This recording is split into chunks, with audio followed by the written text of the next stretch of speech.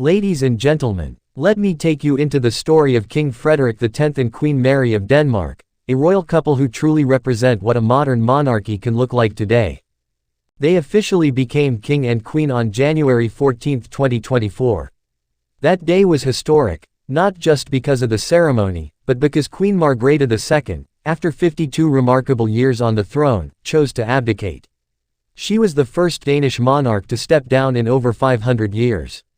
And when she did, all eyes turned to the next generation, Frederick and Mary. So let's begin with King Frederick X.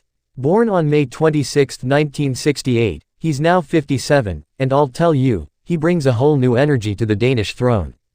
He's not the kind of king who stays hidden behind palace walls.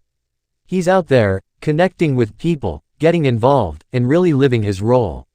He studied political science, earned a master's degree from Aarhus University, worked at the United Nations, trained in Paris, and even served in the elite Frogman Corps, that's Denmark's equivalent of the Navy SEALs.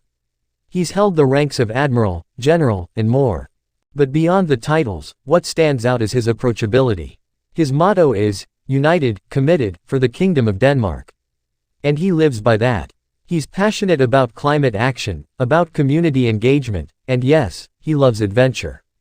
Whether he's zip-lining in the Faroe Islands or cheering at a football match, King Frederick is out there, leading by example. And now, let's talk about Queen Mary, a woman who has won hearts across Denmark and around the world. Born on February 5, 1972, in Tasmania, Australia, Mary holds the unique distinction of being the first Australian-born queen consort in history. How did she meet Frederick? Believe it or not, it was at a pub in Sydney during the 2000 Olympics. He introduced himself simply as Fred, and she had no idea he was a prince. She was working in advertising back then.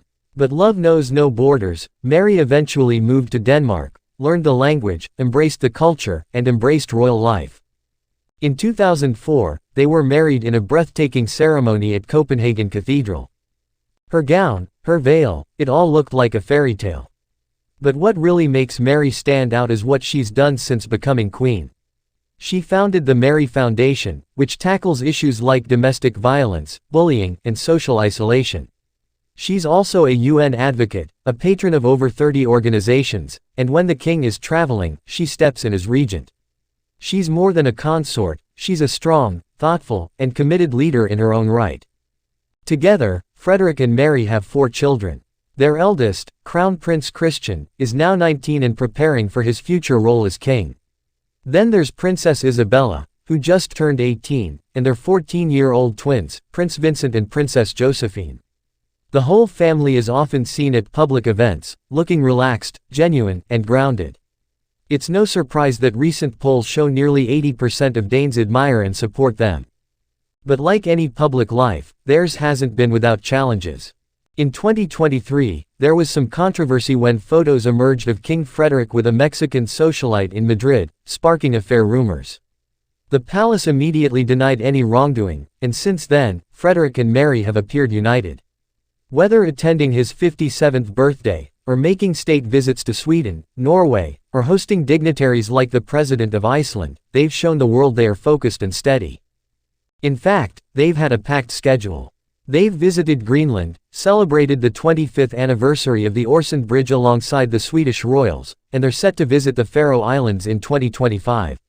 They are not sitting still, they are out there, representing Denmark, building relationships, and modernizing the role of royalty. Speaking of modernization, King Frederick has already made some bold moves.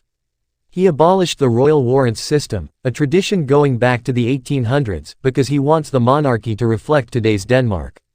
They've become more active on social media, especially Instagram, sharing updates directly with the public. Yes, some reporters have grumbled about reduced access, but the public seems to love it.